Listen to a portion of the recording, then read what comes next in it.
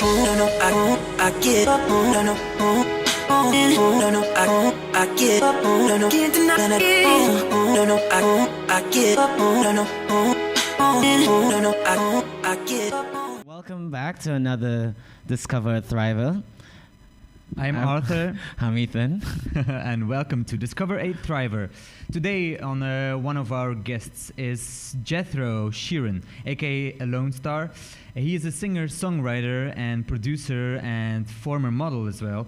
With a #1 Billboard chart, he hit 2 EMAs and he has 2 EMAs under his belt, and he has been working with Sean Paul, with Akon, with Damian Marley, and his cousin Ed Sheeran. Jethro has imprinted his name in the industry with his record track "Raise Them Up" featuring Ed Sheeran that landed #1 spot in the UK iTunes chart, and it had almost more than 2 million streams in the first 2 weeks. Welcome, Jethro, and thank you for having me. Yeah, well, thanks for joining us. You're in Denmark now, right? Yeah, I'm in Denmark at the moment. Here, I've been here since March, really, except 1 week I flew to England to go to the studio in London for a week and just do some recording. With my engineer, and I'm back here. So now we're in another lockdown. So yeah, here I am. I've been building my studio behind me, so I've been making music, and I'm working on the next album and the next releases. So it works for me. I'm just locked down making music. Oh, wicked. Can you share with us how you actually started in the industry and how you, like, a brief, flow in terms of then and reaching where you are now? Sure. Well, I grew up in Bristol, so I was very influenced by the Bristol sound. It's very bass heavy. The likes of Massive Attack, Portishead, Ronnie Size, these kind of bands, and they were all very they had live instruments in their music. So I was always very influenced by heavy drum beats and bass and live music. So I kind of put my own studio together in Bristol very young, but it was mainly like record decks. I was scratching and mixing a lot and cutting up breaks. And obviously, as you know, Ed's my cousin, and we were very close growing up in our family because our dads are brothers, and they're 2 of 8, so there'd be 8 birthdays a year, or 8 like weddings and funerals and all sorts of stuff. Big family do. So we get together at all these dues, and he was singing and playing guitar as he is now, and I kind of bring my element to it, my kind of hip hop side of things, and my influences from Bristol and the drum machine, and he'd bring his guitar and voice. And it just so happened that we were into that type of music, and we gelled them together. So I'd be rapping, he'd be singing the choruses, I'd be doing the drums, and he'd play guitar over it. So it's a natural kind of progression. That's a cool combination. Hip hop and folk music combined. My mother was a bit of a folk singer as well, so I've always been brought up on folk. I was very heavily influenced with reggae, Bob Marley. So we kind of just brought everything together, and then he got his loop pedal instead of a drum machine because he didn't have a band. So he made one. He beatboxed, started rapping One-man band. Yeah, one-man band. And that's how we started making music. I've also got a very musical family on my mother's side. So my cousin Oliver Thomas on my mother's side was also, and he lived in Bristol, so I spent a hell of a lot of time with him. He's a brilliant guitarist as well. So it was always kind of around me growing up, and I just in 2004 I printed my own EP called Ice of Face Light, which is basically it was 6 tracks. 3 of them were very light and kind of my sort of happy side, and then 3 were quite dark and my kind of inner dark side. So an Ice of Face Light is like a lighthouse where it's an equal amount of light and dark. Okay. 3 tracks light, 3 tracks dark, because everyone was saying to me, trying to pigeonhole me, are you a pop act? Are you all like, and I wrote a lot of dark songs, not dark as in, negative, but dark as in, anxiety. And I was only young, and my fears, anxiety of how I grew up, or, my inner darkest secrets, I just kind of get them out of me. It's like therapy to me, and I loved writing when I was down. It just came natural to me since I was a kid. If I was bullied at school, I'd come home and write poetry about it. Maybe about what I wish happened to him, but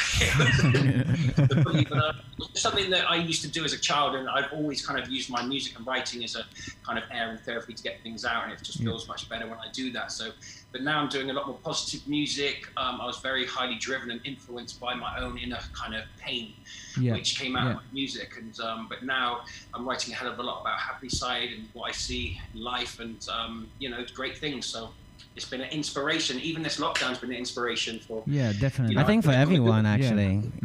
Yeah, I think there's always a positive to a negative. So out of this negative, the lockdown, it's become huge positive things for me, and particularly spending more time with my family and speaking to friends, and I kind of got closer in my community, and making more music and writing more. No, but yeah, definitely, because I also think from negative situations, you sometimes just need to see the positive. You know, like some people just drown themselves in the negativity, but I think if you find a positive, like right now, the lockdown, a lot of artists are producing inside. They're sitting inside, they're discovering themselves, discovering their creative passions. Yeah. So I think that is all a perfect moment for the creative industry to thrive. Yeah. Right? Pun intended. I mean, there's always, like I said, a positive to a negative. I mean, a strange story happened to my friend. She was a girl that I used to live in the same areas in London, North London. She walked out in front of a bus and got hit really badly, broke her leg and a hip and everything.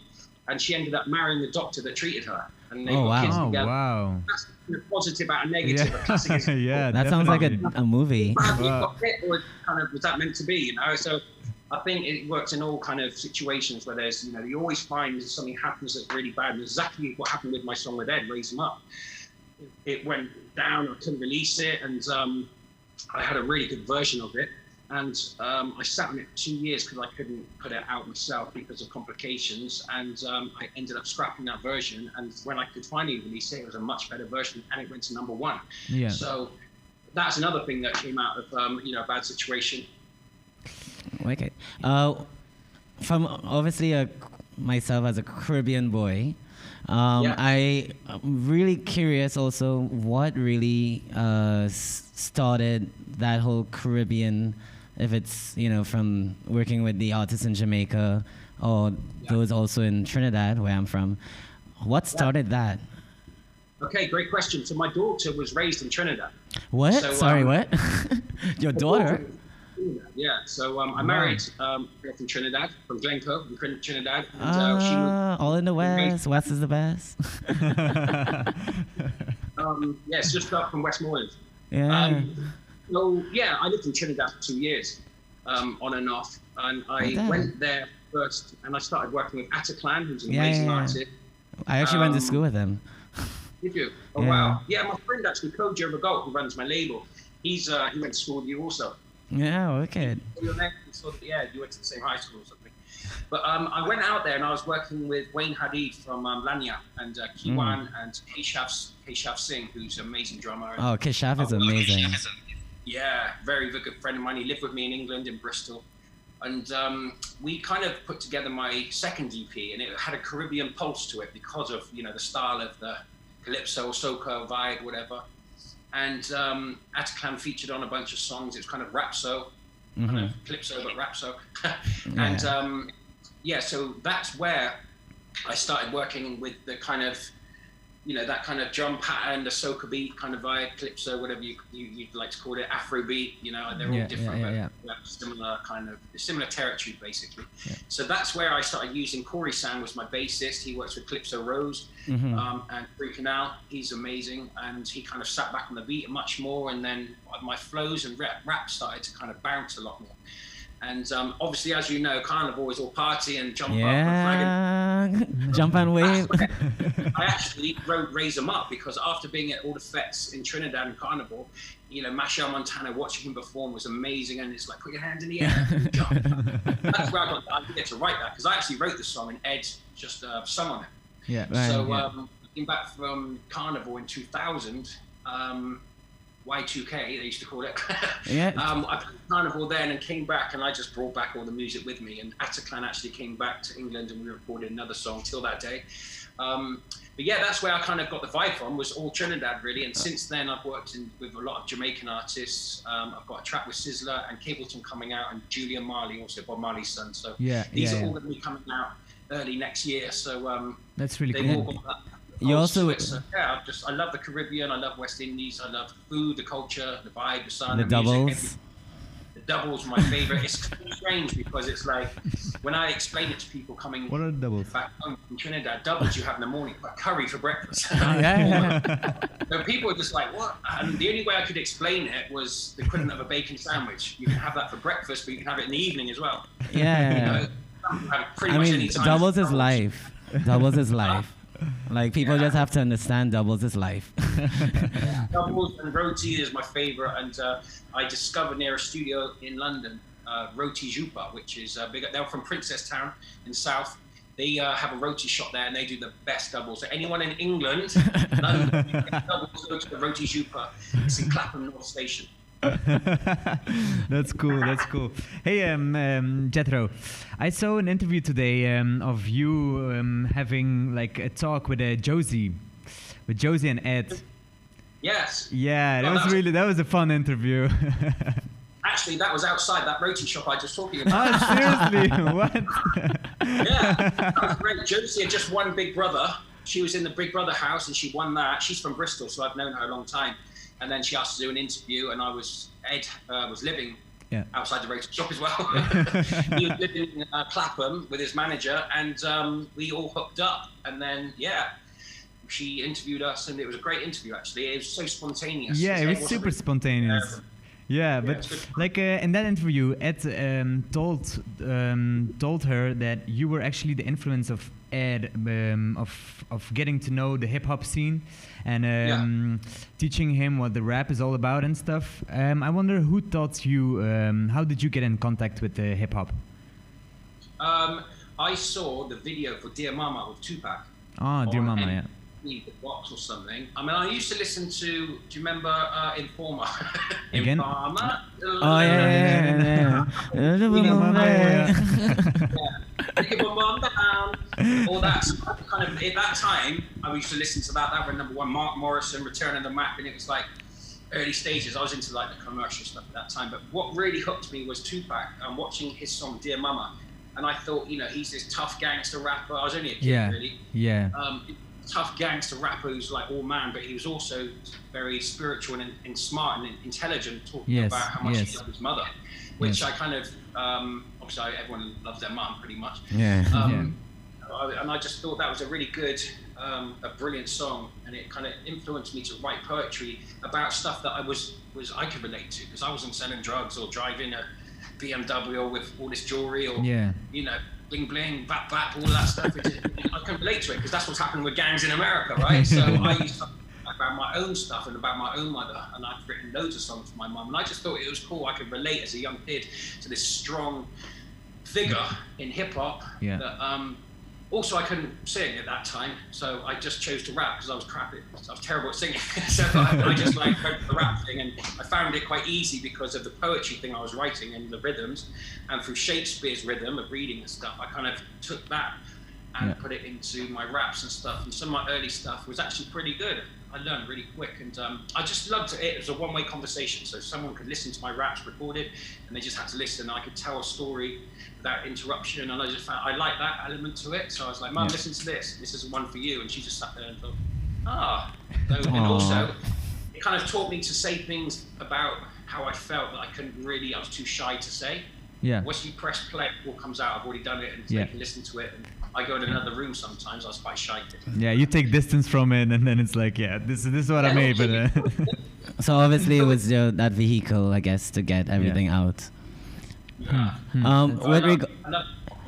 Sorry? I just love hip hop music for that, because it was kind of like poetry that I could write myself.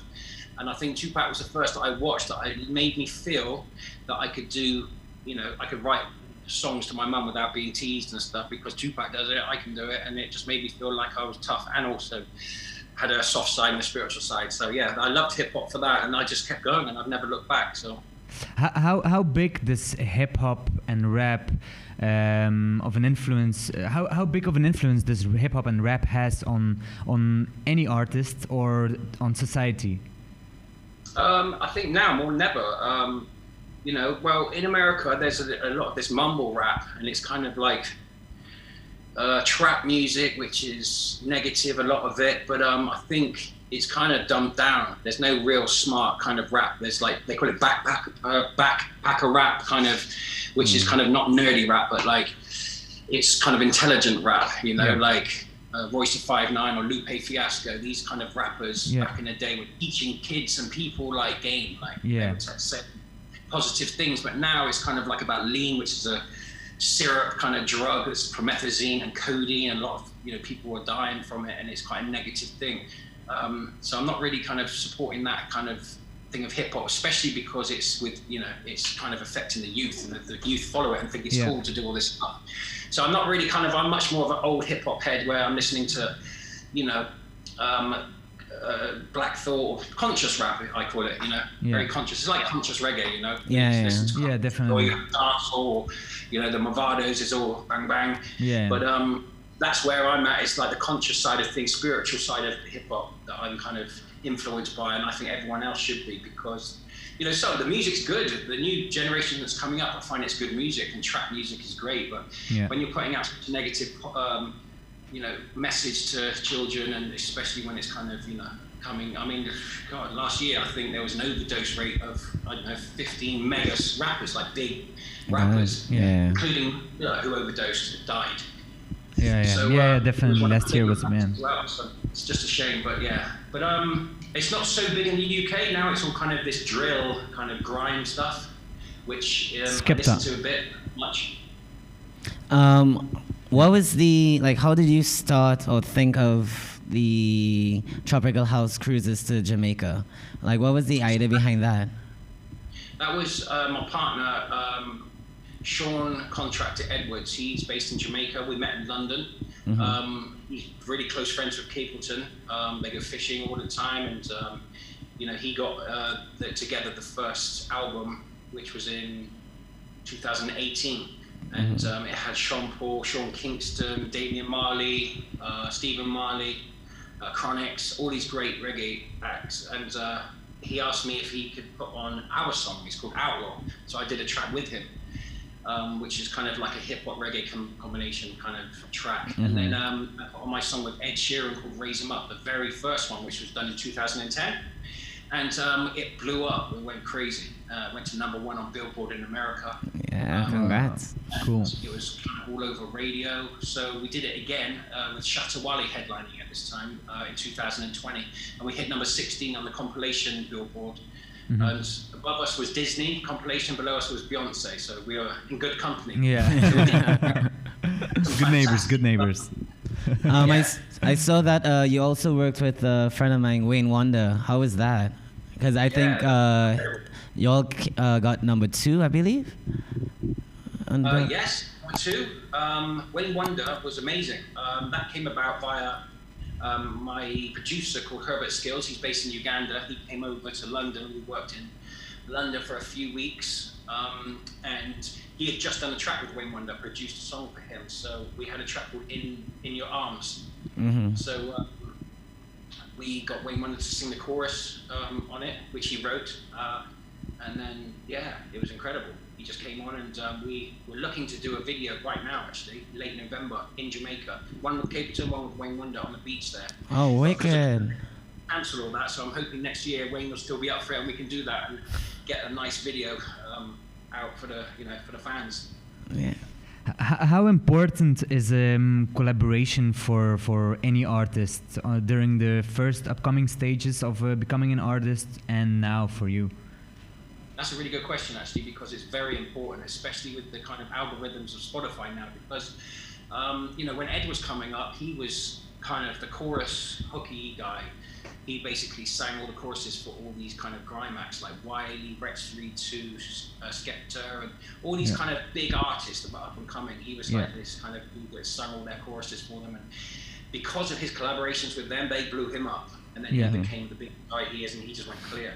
But, and it's the same with me. Working with Ed has highlighted a lot of his fans onto me. And I think collaborating, I've just done a song with Freeway, Macy Gray, Royce da 5'9". So when you kind of collaborate with these people, all their followers on Spotify, when you attach them as a featured artist, it goes into their release radar, into their radio playlist. So from that, you gain all of them. They listen to it. If they like the song, they'll come and follow you, and you gain fans that way. So I think it's very important and a great business move to be doing collaborations as much as possible, especially with big names like that. Yeah. I mean, I've always collaborated. It's just what I do, really, ever since I was a kid. Not only with artists, but musicians also.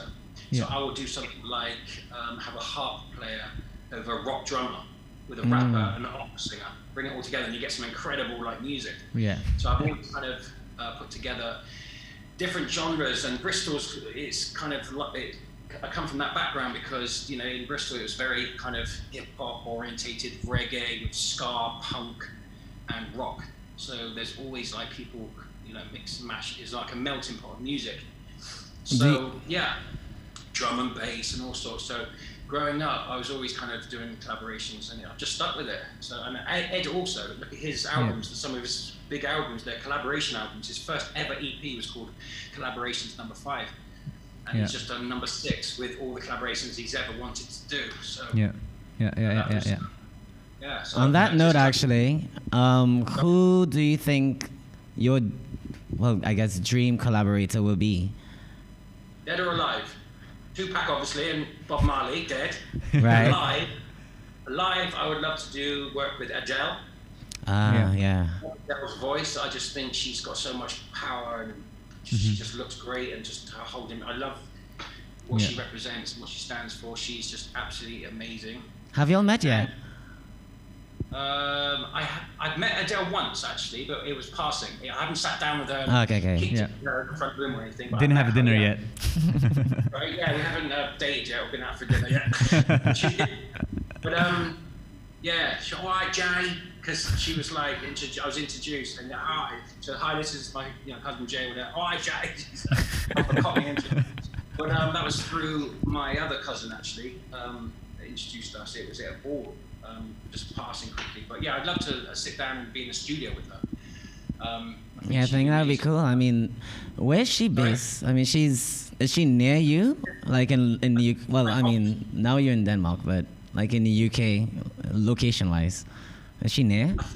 She's outside London somewhere, either like Hertfordshire or Oxford or something. Oh, okay. Well, that's not so far. That's not so far from each other. You can still make that happen. Yeah, no, I'd love to. I think she's coming out with some new work, I've heard. Don't mark my words, but yeah, I've heard that she's coming out with some new music. So fingers crossed. Do you sometimes like actively look for new talents, or do you prefer working with people that are already there, or like are you interested in collaborating with new talents? Yeah, I mean, I'm always, I get a lot of people sending me talent, them performing online or whatever, and just say, hey, check this guy out. I think you do great stuff with him, either whether it's producing or because I'm a producer also. I produced Bars and Melody. I did their whole album. They went to number 4. They were kind of a rapper and a singer, kind of young. Yeah, I remember them from it's Britain Got Talent, right? Right, yeah. Yeah, I saw that. I saw that at the time. Yeah, and I loved them. There was 2 young kids, right? 2 little young kids, man. Yeah, Bars and Melody. They got the golden buzzer and they went. Yeah, it was amazing. It was amazing. When I read that today, I was like, wow. The rapper's dad was managing them, Antonio, and he became a great friend of mine, and we did the album together. We produced every single song, executive produced it, and yeah, so I'd love to do kind of more of that right now, actually, while I have time in lockdown. I'm producing a hell of a lot of music myself, also, just the other projects too. So anyone watching this, get in touch to any of my social media. Yeah, because. But like, what do you look for though in that? Like, if you were to do that collaboration as a producer or as a feature, what do you look for? It depends what I see, but I mean, there's this girl in Sweden. I met her mother on a plane. She sat next to me. She's English and lives in Sweden, and we were just talking. And then she said her daughter was actually meeting her at the airport. So I met her. She's like 17 or something, and she's the most incredible voice, like really great, awesome voice, like unique. And plays really nice guitar, so I stayed in touch with her. So we're going to do a collaboration. She can either come to the studio in Denmark, so it's only over the bridge, Sweden, or we'll work over the net. So it just happens sporadically like that, which is random and interesting. But that was just luck. But I look for anything really: voice, rappers, singers, whatever kind of gets, whatever I see that's kind of makes me excited, really. What are the platforms you use to find new talents? Are there any platforms that you use to find new talents? Just the social medias, really. Instagram, pretty much. I mean, I get a hell of a lot of people sending me stuff all the time. See, like gingerhead kids playing guitar. Yeah. It's like nudge, nudge. Can you show this to someone? Like these kids from all over the world with ginger hair and guitars and just singing either great or terrible. They're just all like, oh, just have a listen to this and send me videos of them doing it. Some are great, but it's difficult to kind of reply to everyone because I get so much. But when one pokes out, I think a lot of them think that I could do a hell of a lot of their career and stuff. But I would rather. I can't sign them to a record label or get them management or whatever, which is what they're usually after. So I usually get the guys that just want to actually work and get together and come in a studio and collaborate in that way, whether I produce tracks for them, produce them up, do some writing with them and stuff. So, Rise 'Em Up. There's a campaign happening right now, correct? You want to talk about that? Absolutely. It's Raise 'Em Up, which is Raise 'Em Up, right. up.com. So basically, this was kind of spawned from, when we first went into lockdown. Originally, obviously, as I mentioned earlier, in Trinidad, when raise them up, put your hands in the air. Right, yeah. Put your hands high, throw it up high. So that's where that came from. But now it's kind of turned into this campaign where Raise 'Em Up in this new version is kind of about raising up your family, raising up each other, raising up your kids, raising up everyone in this global pandemic together, helping one another. So it kind of took on a different meaning. Whereas, and again, I'm doing a version for this huge football fan account. It's the biggest in the world. They get like 60 million streams a month on their, and views and stuff, because they're the biggest football fan kind of community in the world. And what do you do when your favorite team scores a goal? Hands up. That's another thing, to raise hands up after a goal and stuff, and they want to put it in. So that's the difference really in the kind of Raise 'Em Up party track, and then you've got Raise 'Em Up kind of as a more spiritual approach to how you to help each other. It's more kind of a message about helping each other, raise each other up and things like that. So that's where the Raise 'Em Up campaign came into play. And the guy from E3 Zone, Tony, he's put together this kind of virtual tour. We would like to do it physically, but if the pandemic allows next year, but if not, it'll be virtual. And it's sponsored by Lacombe Coffee, which is a gourmet coffee company in America, owned by this amazing guy who has got all these world records, really strange world records. Like he went to the North Pole the quickest on his own. North Pole, what? He did the records. He just travelled on his own, with a sleigh or something, and just did it. So he's kind of like a philanthropist, and he wants to help. And help the world, and he kind of gets all his coffee from these countries that in Africa, where he gives back a hell of a lot to them. He's trying to get water and electricity into all countries in the world. Oh, that's nice.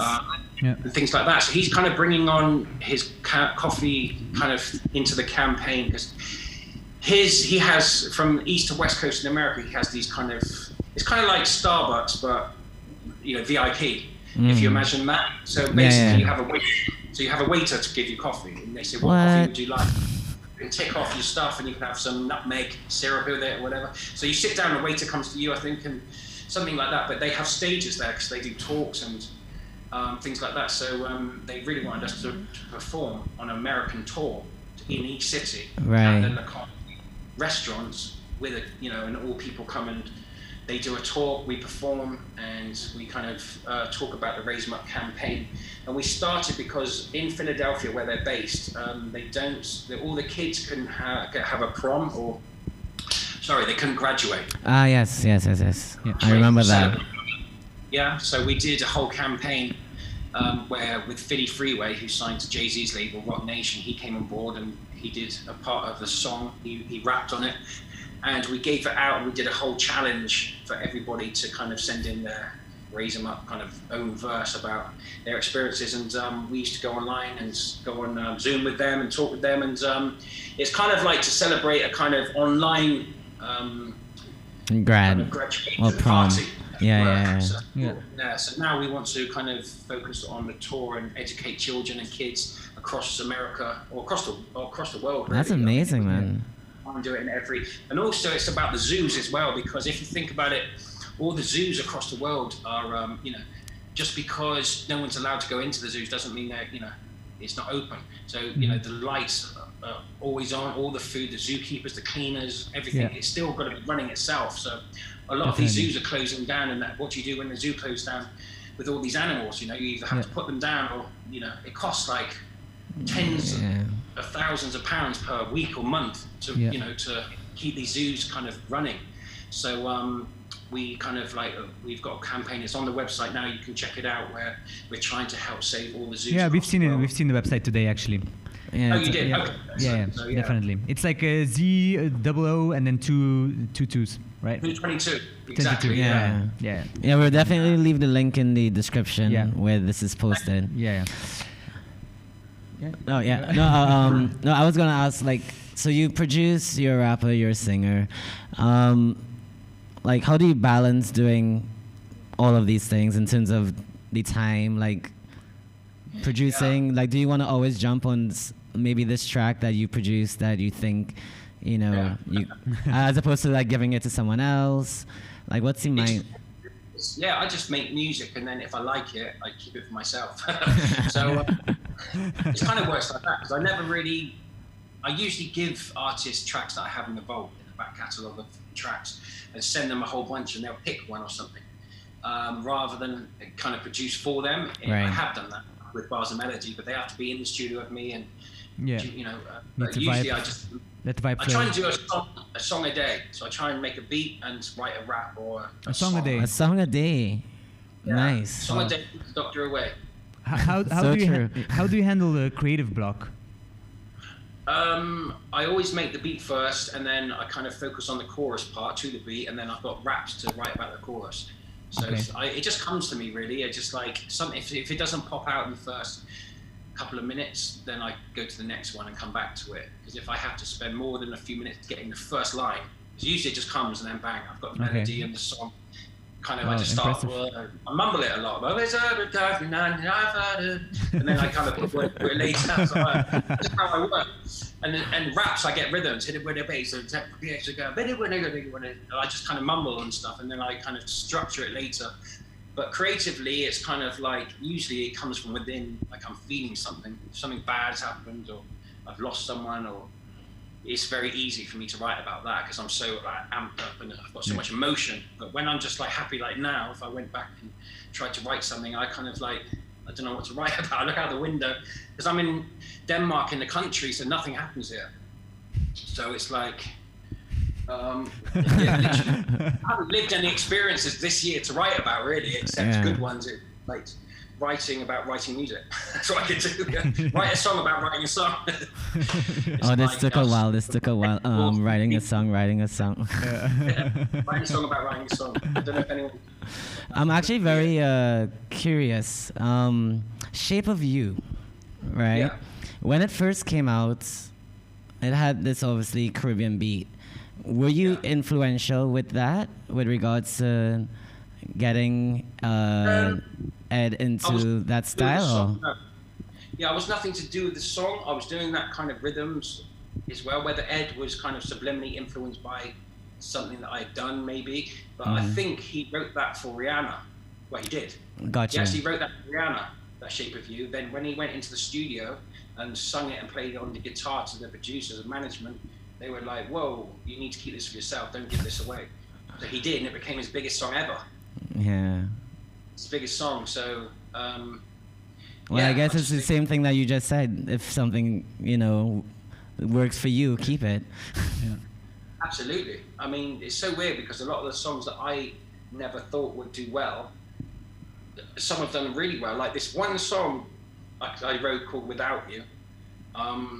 I released it blind, pretty much, did some promo in the UK, but it just blew up in Lebanon and Russia, random. Oh, wow. And I had all these kind of, when you actually get paid for these songs, it comes back and there's a map of the world, and it's got in colors, it's got the territories where it's big or sold the most thing, and then Lebanon was like bright red and Russia was bright red. Wow. And I had all these kind of fans come to me on Twitter from Lebanon, and what had happened is there was these two twins that were like 13, two girls who danced to this song in class for the school. It was so good, they were so good at dancing, that they did it for the whole school, and then that song started to grow, and then everyone was playing it in Lebanon, and then it just blew, and it just kind of did its thing for a while there. And then a similar thing happened in Russia, where a school had, not a dance, but a school, someone from Russia that had been in England had taken it over. And it actually came from a more personal point, where the person from Russia who was here was, I think the singer on it, a guy called Lee Stafford, I think it was a friend of his son who had taken it to Russia, and then it blew up there. So it's really weird how things happen, you know? So, and I didn't expect it to do anything, so. Shape of You, even Ed probably was just like, that was a shock. It's a great song, but it's very weird that he would do a rhythm like that, because it's kind of like a very dancehall kind of boom, boom. Like, he would never really have thought that. He just, you know, none of his other songs are like that, really. Yeah. So where that came from, I have no idea, but it's a brilliant song. I love it. Yeah, definitely a great song. I have another question, like. Sunshine and Rain, right? That's your newest album that is doing pretty good since July. Yeah. You released it in July, right?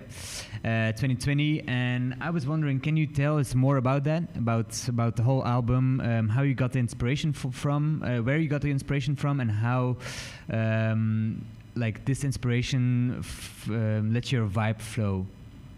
Yeah. During the album. But again, like the Ice Face Light thing I was telling you about, the equal amount of light and dark, Sunshine and Rain was a similar thing in my head. So it's like, you know, a lot of them are kind of, you know, because it can still be raining, but you can have a great day. You know, I love the rain. It inspires me and everything. So it's kind of like in the songs that are the rain part of the album, whatever, they're kind of highlighting world themes and stuff that's going on in the world that's not necessarily negative, but just, you know, real stuff, like the people suffering through whatever climate they're, you know, like the pandemic or whatever. Being in lockdown, a lot of people have suffered with it, especially like lonely old people or young kids that are going crazy because they're in the house all day, whatever. So I was just kind of like, we wrote it in that time, and Herbert Skills, who's a producer from Uganda, had just before the first lockdown, he had been in Denmark, and we wrote a lot of it here in the studio in another room. We set up the studio. And he kind of makes Afrobeat, and he has a lot of, it's kind of very warm sound. Like, you know, he's out in the sun in Africa, and he's making these great sounds, Afro rhythms, and it's all kind of cool. So I just started writing, and in fact, I started singing a lot more over these, because I actually sung choruses that I wrote to get other artists to sing on. And then his manager, Jade, had just said, why don't you just sing them? And I said, well, I can't hit these like big notes. But when I was confident, and I just found out I could hit these notes really well. So as a kid, I used to listen to like Mariah Carey. So I'd always sing really high in the shower. My mum would go, why are you singing like a girl all the time? Because I used to listen to all female singers. So I used to copy them when I was, you know, young, 10 or whatever, 12 or... So I'd always sing really high, and I kind of copied them. So I did a bit of training that I didn't know about. So when I actually hit these big notes and I was just going for it, it kind of worked out. So I just sung on the whole album and wrote it all. And it's just kind of like, you've got a track called Keep On Moving. It's just like, you've got to keep on moving through pain and strife in life and things like that. And just a very spiritual encouragement. Music about spirit to me. That's how I kind of see it. And, you know, when it comes into the business side of things, you have to be very... on that, but it's difficult, because when there's business and art, there's always a conflict. So you can write something to sell, like, you know, for people to sing along to, whatever, in the thought process to, you know, for the listeners, or you can just write for yourself and hope they like it. So I do both, to be honest. And that album was for myself. And it seems like people like it, and Raise 'Em Up was on it, and that's an Afrobeat version. That's the first one we released, and that's the one that went to #1 in the UK on iTunes. So, you know, #1 for like a week. Yeah, that's impressive. That's really, really impressive. It played on Radio 1 as well, so you know, people like that style. Herbert's a brilliant producer, and I just think I kind of love the Afrobeat vibe, especially. I mean, is there a soca version coming soon? Yeah, well, we were speaking with Keisha to get Machel Montano on the version. Oh my God, that would be epic. Bungie, maybe Bungie Garland, but I think Machel is like my favorite, definitely. I know he's like the... I mean, he's the king of soca. The king of soca, and he was actually the baby of soca as well, wasn't he? Yeah, he was. I mean, he's like... Soca. He what? Oh my God, what's that? Oh, am I too young to soca? Young to soca, yeah. I mean, he was like what, 9 or 10 or something like that. Like this guy is a veteran. Like shout out to Marshall. Yeah, no, I mean he has collaborated with a lot of artists. So I mean I think especially if you have to do a soca, him or Bungie will be good. Yeah, Bungie's very Marshall particularly because I've met him loads of times. Like and Cass is a good friend of mine as well. Yeah, Cass is amazing. Man's brilliant. But Marshall, I did we judged a talent show in 51s, which was a nightclub there in the day. Oh my God, 51. Do you remember that? You probably got so many days there.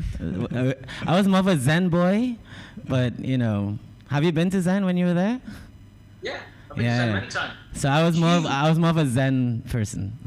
Yeah, I used to go to Zen. I used to get lost in there sometimes. It's like amazing. Is that Chinese laundry? Yeah. Shit, what's his name? His partner. Soon, Johnny Soon. That's it. Yeah. Yeah. I saw Marshall in there one time do a 3-hour show. It was incredible. It was just like he just did hit after hit after hit. Yeah, he has energy. When are you planning to go back to Trinidad? Well, obviously after all of this COVID stuff, but is there a plan? Yeah, I've been trying to get over there ever since, really, because I want to shoot a video out there with Tim Starr, who's a good friend of mine. He featured on a few of my songs, and WizKid is a video director who we shot a video in Bournes Road called Out of Control, which is just incredible because it's a bit dangerous up there, but what's crazy about it is this was maybe 9 years ago or something, and we wanted a kind of like a backdrop that was really real, kind of not ghetto, but like real with real people. So Meat Sauce was one of the artists that I've worked with. He's from there, so we got a pass to go up there. I just had to bring a whole bunch of punching and stuff. A pass. So run, by the way, which is like easy thing. And we went up there, and obviously it's kind of a neighborhood where there's a lot of gang turf, warfare and stuff. And but since then, maybe 7 of the guys in my video have died. Wow. Terrible, but the guys that filmed it for me, they say that their mothers actually is kind of like they go back and watch the video. It's like one of the only pieces of film they've got for their kids. Oh, wow. So they actually watch my video a lot to see their, their kids been killed, which is so sad because I remember them so clear because they were so like real, drinking rum at 9 in the morning and just really drunk but like friendly and happy and like good guys, like whatever they do in their spare time, I don't know. But one of them was like, "Should we get the guns out now?" And I was like, "No." No guns. Yeah, no Keep guns. the peace. Keep the they had peace. this fire this week, and they have booming fire. It's out now, Out of Control. It's on YouTube. Alonestar Out of Control. Go and check out the video. Yeah, no, definitely gonna check it out. Proud of that. I mean, it was brilliant day filming. It's one of my fondest memories of music ever. So, and they were filming the guys playing gambling and eating, food from the bush. And what's the thing, sour? Like the cassava and stuff. Sorry. Is it like the cassava and like all the oil down? Chicken. Oh. No, it's like a chicken foot in vinegar or something. It's like sauce, chicken foot sauce. Oh, chicken foot. Yeah. So there's sauce and then there's chicken foot. Anyway. Oh my God, people in Trinidad is gonna be like, what the hell? I've not lived home in a while. No excuse though, but still. So do you know Talparo? Huh? Do you know a place called Talparo? Yeah. Yeah, so we went up there as well. They had these thing called the Blue Devils. I don't know Yeah, the blue. Oh yeah, I mean they're staple during Carnival. Like to be honest, like I'm scared of Blue Devils since I was a child. Like during Juve or Carnival or whatever, they actually. I'm scared as an adult. Yeah, no, that's scary. Like. There's this, and all of a sudden they go like this. The blue face, they come down, they come up to you, and it's like it's scary. No, because like during Carnival, they actually tax you to walk the streets, like to drive. Like on your way to Maracas or something, they will actually like block the street with the music and the fire and stuff, and you have to pay to pass.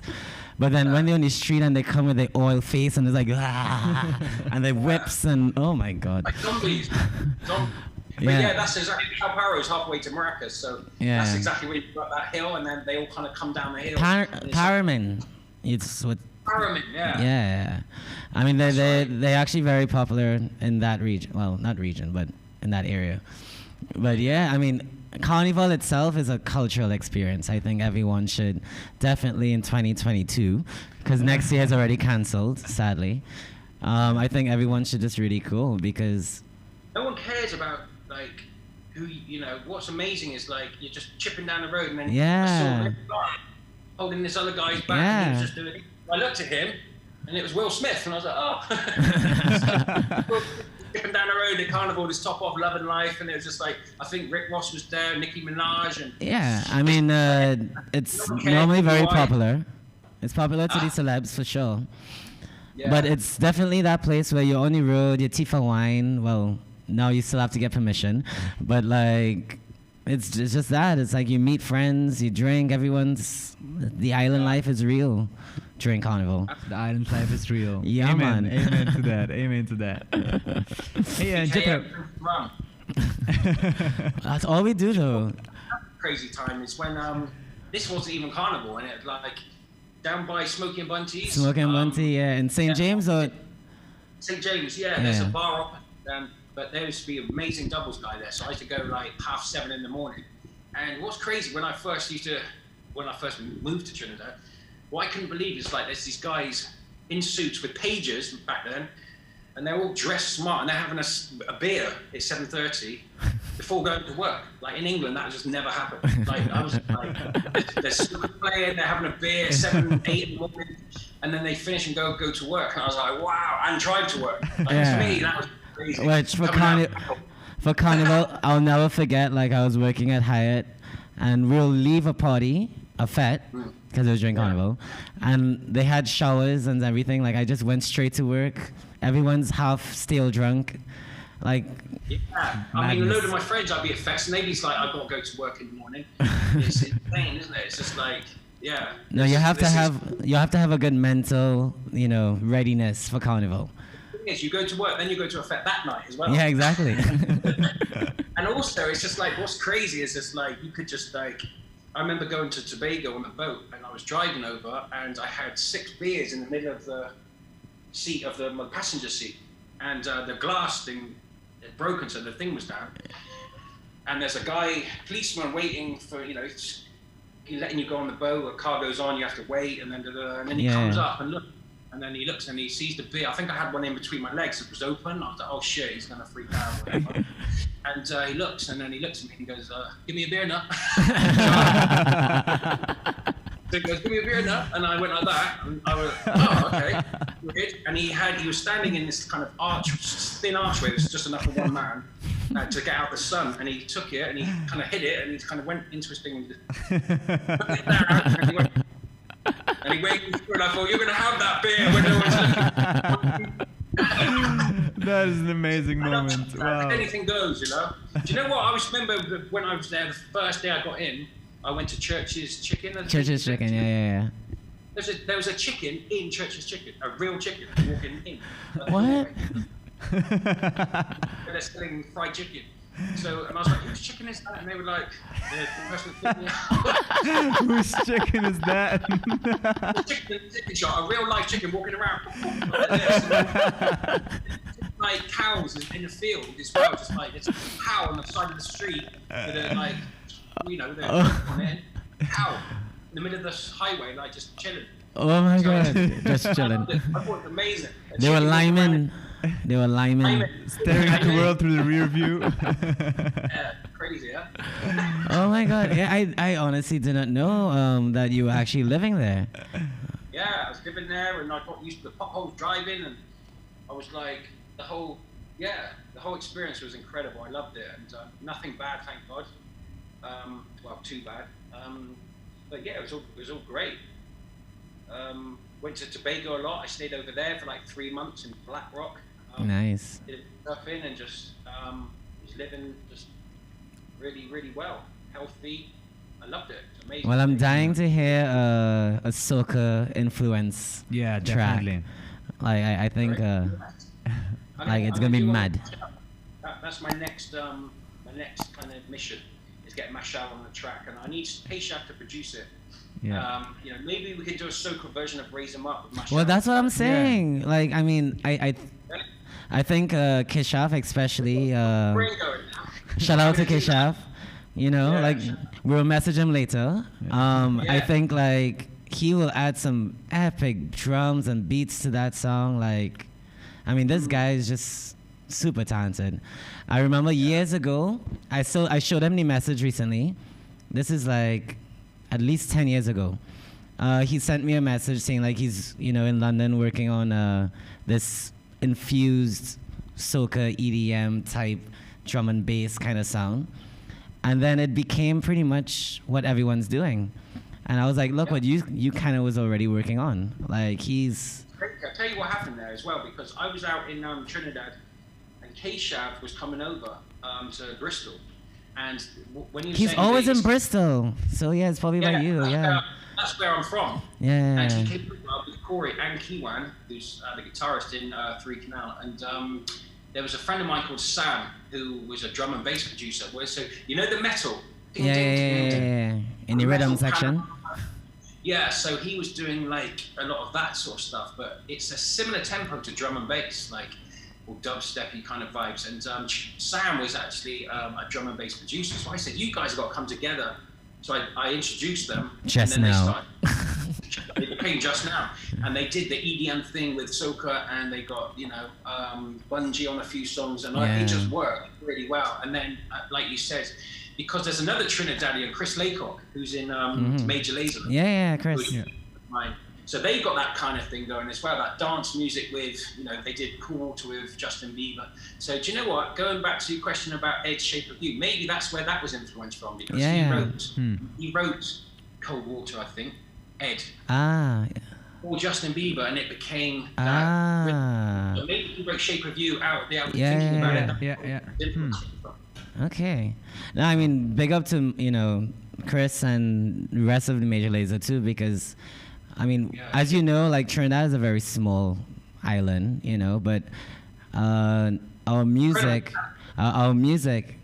have influenced a lot of, you know, stuff, and they obviously helped with that too, getting these songs and people like Marshall and stuff like that too. Diplo actually came to Trinidad with, that's how they met Chris Laycock.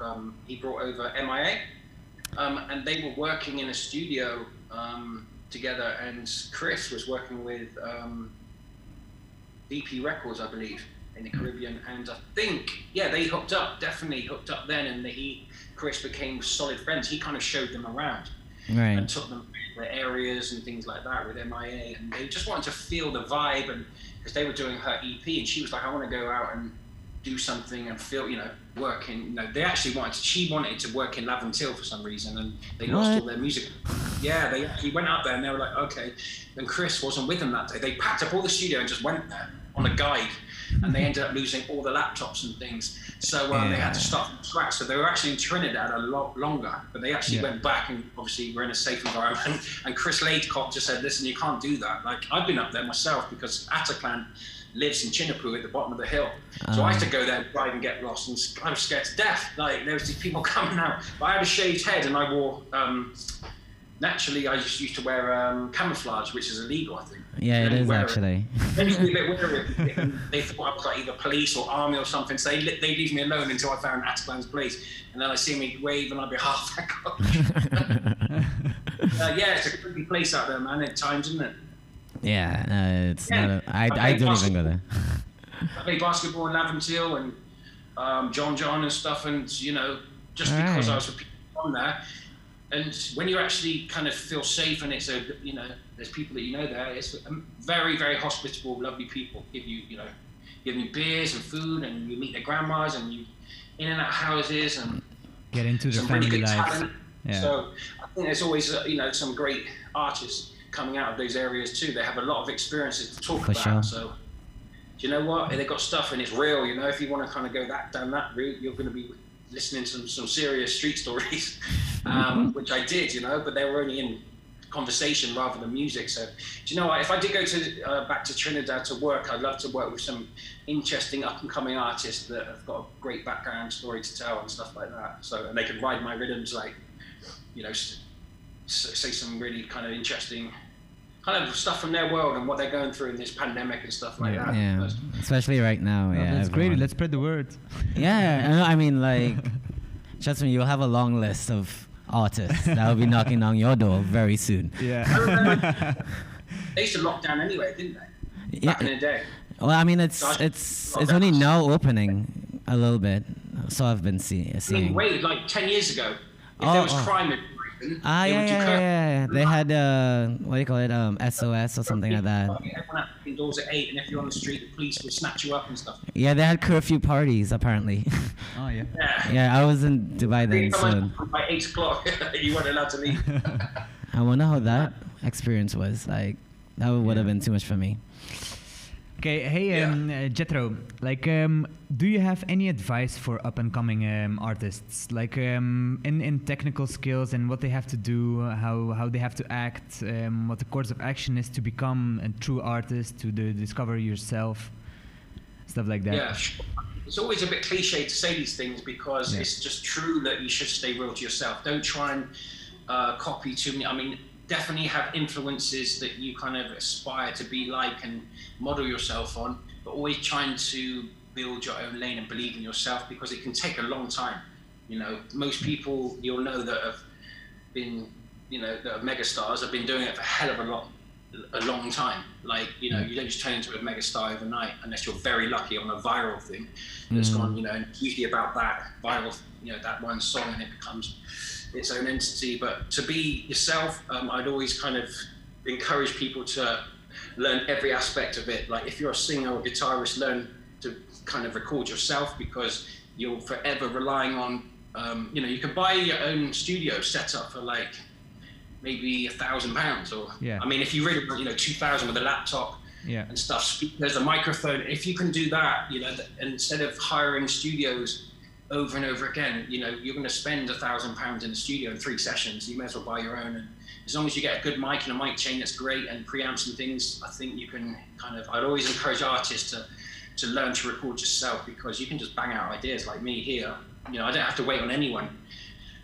Really, I didn't have to book into studios. I mean, to do my bigger projects, I do. And I have an engineer, but ultimately for ideas is get your own studio, believe in yourself, have a vision of where you want to be in 5 to 10 years, and really focus and do everything you can to follow your dream. I mean, it's your classic kind of cliched advice, I know, but it's so true. Just really believe in yourself, but also enjoy it, because success is a journey, not a destination, I believe. Exactly. Like, yes. Yeah. You have to really enjoy it. Like, I live off my music, and I never, you know, I don't see it as a job. I just love doing it. It's my kind of life, and I just wake up and I can't wait to go to work, if that makes sense. Yeah. I literally wake up. Sometimes I spend the whole day in boxer shorts and eating cereal here. Like, I don't even get dressed, or in a dressing gown. I just program, write stuff, and then go back to bed. So, like, right now in lockdown, and I just make music all day, and you know, I just love it. And it's kind of like, enjoy what you're doing, and don't try and want to be famous or about the money, because that all comes. That's a byproduct. That's a side effect of great music. All that stuff is not how you really, you know, it's not all gravy, to be honest. Like, you know, there's a lot of problems that come with that, and you know, everyone wants to be famous and rich, but then, you know, there's a lot of stuff that, that's a positive thing. There's a lot of negatives that come with that also. Focus on that, and you don't become rich and famous, and you don't enjoy making the music, then you're going to fail ultimately. I think you really have to love your music and believe in it, and also do what you're good at. Like, if you're really good at playing the guitar and singing, you know, focus on that, and that's what you love, do that. Or if you're a rapper, put everything into rapping, and don't try and copy someone that's a great singer and you're not really into that. And, you know, stick in your lane and really focus and make, you know, just be you, be yourself, and follow that dream yourself, because that's why I was called Alonestar, because I used to produce myself, write myself, and try and do everything myself growing up, because I couldn't really afford producers, and when I did, it wasn't really what I wanted. When I commissioned backing tracks, instrumentals or beats, I would just be like, it's not what I want. So I just kind of learned how to do it myself. And over years, and now I'm, you know, one-man band essentially. I can write, produce, I source in producers like Herbert Skills, for instance, all the time, and that's a different vibe totally, but have the option to do it yourself, and I have, and I'm producing most of my music now myself, so. Yeah. Nice. Yeah. What is next for Alonestar?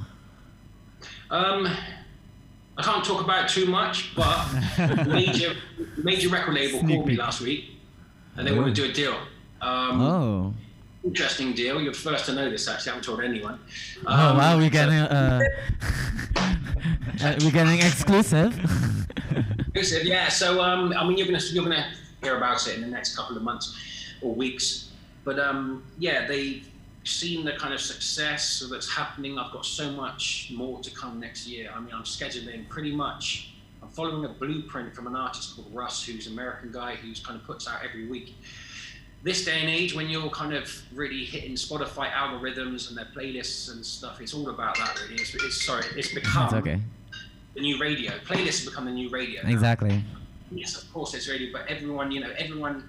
I listened last week to whoever, from Metallica to Maria Callas opera to, say Justin Bieber, whatever, and then on Friday I just got my radio sent to me from Spotify, from the algorithms, what I've listened to, all these songs, and it's all like, one's Metallica, one's Justin Bieber, one's Maria Callas, and it's just great because you just press play and you can listen to it while you're painting or you're running or at the gym, and they create your radio for you. So this is what this label are really good at, is hitting these algorithms, and I'm just very fortunate to have a very, very successful cousin who I've got a lot of songs with that I haven't released. And he's the most streamed artist. Shape of You is the most streamed song in the world ever in history. It is a good song. Yeah. Epic great song. song. His followers are huge. Like, you get listeners. I've got like 2.5 million listeners, but my followers are 30,000. So when you release a song, it goes into my 30,000, not my listeners. Right. That makes sense. And Ed has something like 50 million. So if I do a song with Ed as a featured artist, it's his fans' release radio playlists. So it goes out to 50 million people, basically. Whether they listen to it on their radar is up to them, but that's how it works these days. And there's ways of manipulating that in the business. They're funded by this huge conglomerate in China called Tencent, who have also bought into Spotify. So now they've got their own playlists. So it's kind of strange. So it's like, say you guys had a playlist with 1 million listeners, and I said, guys, can you put this on it? And you went, yeah. Then you're gonna, you can't help but get streamed. Yeah, definitely. They kind of, it's clever marketing. I wouldn't say it's manipulation, but it's just how it is these days, and it's all about the new school. So you don't necessarily. It's brilliant, actually. Well, I'm still trying to understand it myself and learn, because I'm working with a few artists now, and it's been a learning curve for me. Like, what do you what advice would you give with regards to like Spotify and playlists and finding where to put these sounds? Basically, if you're a new artist, there's very different kind of tiers and things, whereby if you have the Tropical House did amazing in Ghana, because Shatta Wale is from Ghana. His fan base is incredible. Right. It's just blow mind. Like, I would post up a tweet and they would. Yeah, I've seen that. I've seen that. I wake up with like 6,000 likes in 2 hours or something. I'm really like, wow, this guy's crazy. So, but the thing is, in Ghana, it's very different because the cost to have Spotify, firstly, is half the price. So say it's $9.99 or £9.99 in England or America. Firstly, that's your premium subscription price. Over there, it's probably the equivalent of $4 or $3. Also, they'd rather just watch the ads and get to the music, so they don't even subscribe. So if you have a stream out in Ghana or India or Indonesia, where you are, it'll be very different to England, Germany, or America, because the subscription price is one, the premium subscription to pay, the length of the stream, if they're not listening to it after 30 seconds, you get less money per stream. And it's like 0.001p per stream. So you need to do millions to get, the minimum wage, you have to sell like 300,000 streams a week or something. It's crazy, but it's just all relative. So it's kind of like, firstly, it's how long the listener listens to it. If they're subscribed to a premium account, and if they're subscribing in a premium area like America or England.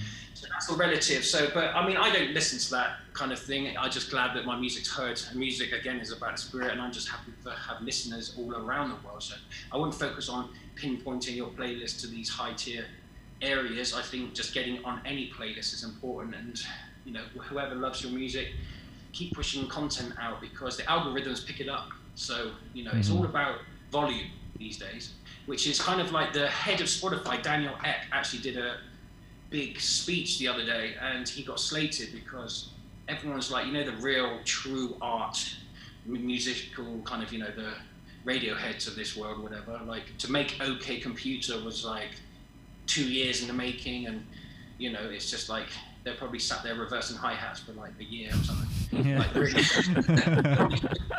like trying everything, and they probably recorded one drum sound in a church in Latvia or something. You never know, like what they really get into it.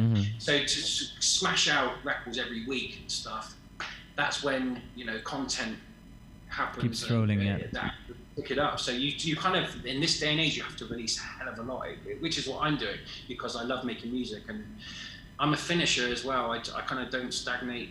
I don't really like think about things too much. When I hear it's done, I put it to bed. I go, right, mix it, done. I'm very good at that, whereas some people are, let's change that, or the drum sounds a bit of that. But if it's the right kick for me and it's like, it feels good, I just write, that's it, great, move on to the next. So it's really good in this day and age for young artists, particularly in urban music. When I say urban, like hip hop or trap or whatever it is you're doing, that's kind of like perceived as urban, whatever that is. You know, just it's kind of like the drums, you don't have to record live drums necessarily. You need a drum machine or a sampler or a computer, and you can bang out. If you have a microphone, just get out great content, and it's your back catalogue. And if you keep, you know, your equity, if you own your masters, it's kind of like, instead of getting a check up front that's really, you know, great and it seems amazing, because as Russ says in his interviews and documentary, which is amazing, and his book actually, he's a brilliant artist. His name's Russ. So everyone out there, I know Russ. This, I've heard of it. Very, very cool, interesting. Not only a great artist, but he's done it amazing. So he says, you know, if you get £1 million from a record label, a deal, they sign you for $1 million.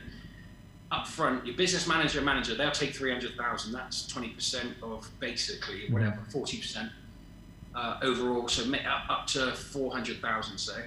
Then you could be in the high tax bracket, so half of that's gone. You're left with 300,000 for the year, and you have to, out of that 300,000, you buy a car, maybe a house for your mum, or a down payment, and then a chain, and you're basically. So that's it. Then you've got like the perception of a big label. You're all over radio. They're taking 80% of everything. You've got 20%. Of, you know, all majors will sign about 80% they keep, and 20% is the artist. Out that 20%, you pay for everything. So say like someone's on a tour bus and then everyone has a sandwich, that's all coming out of your money, everything. So, you know, they'll rent you cars, and or you've got a car from your advance. You know, all of these rappers are exposed for having Airbnb mansions that cost, you know, $750 a night. Wow. They do it for 2 people at Instagram in these fancy pads, and then they go back to living in their mums. So it's just reality of how it is. It's all mystique, and it's all kind of an illusion, really, because if after that year, you're waiting a whole year, you can't release anything, whereas I can release every week. That goes in the back catalogue. Like Russ was saying, he had one song, he dropped it, went on holiday for a weekend, because he hadn't had a break for a year or something. He came back, and it was like #1 in the Philippines or something. What? He made $200,000 US a year just from that one song. Hitting, and he thought it was terrible. He didn't even like the song. So now he's doing something crazy, like nearly $1 million a month, independent. He works with TuneCore, and he puts one song out for $9, and that can make him $1 million back. So do you think, on that note then, do you think like the whole story of independent versus label? Yeah, it depends. Again, if you want to be rich and famous, like look like you're famous and rich, and have the whole world, you know, you're popular and everything, then I go for a record label. If you want a short career, you want to be popping and look great. But if you're independent, it can take you a long time, and it's expensive because you're paying for all your promo yourself. But what's clever now is all the majors are seeing everyone wants to support an independent artist, like fan base, support Rusty. And they think that, sorry, the dog. Whoa. Wait. So the labels are supporting, there's a lot of independent artists that aren't independent. So sorry, 1 second.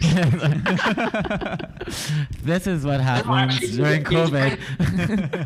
The majors are funding them behind the scenes, but staying silent. So, you know, all these amazing videos, when you see like Mac Miller, for instance, before he passed away, he was independently perceived as, but you know, he was funded underneath everything, using the machine of the majors, but perceived to, you know, be independent. Yeah. It's a very cool tactic, and you know, he's out there, everyone's supporting this independent artist, but he's getting drip-fed money, and all his stuff is on radio because of the machine behind it. So it's kind of like whether if you do a deal with a major label, I'd recommend doing that kind of deal, like stay independent, maybe sign your label to them. Yeah. And then you have creative control. I believe Protégé has that deal now, I believe. Protégé. No. Protégé. Oh, Protégé, yes, Because exactly. I think it was, is it RCA? I'm not sure. One of the labels signed his label or something like that. Yeah. Oh, that's interesting. Oh, is that a doggy? Yay! Hello. Hi. Oh, it's such a cutie. Well, we'll wrap up now. Do you have any last questions? No, I've heard enough. Thank you very much for. Thank you, guys, man. No, thank you for your time and. Thank you so much. We have a quick last question for you that we always ask to everyone who comes to the show, and this is, if you could address the whole world with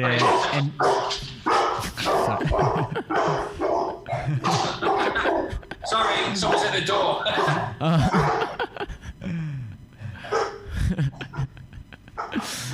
It reminds me of like when you're in Zoom and they have like all these videos of random things happening. If you could address the whole world in 10 seconds, what would your speech be? If what, sorry? If you could address the whole world in 10 seconds, what would your speech be? I'd say live hard, love strong, help each other, help others, look after yourself. And I think music's about spirit. If you're a musician, write music about spirit and do good, just be a good person and live hard, love strong. That's great. On that note, love strong, take care. Thank you very much for joining us. It was a really pleasant experience, and we hope we can hear more from you, and we probably will. Yeah, we're definitely going to keep in touch. Yeah. Absolutely. Sorry, my dogs are going crazy. I know. Okay.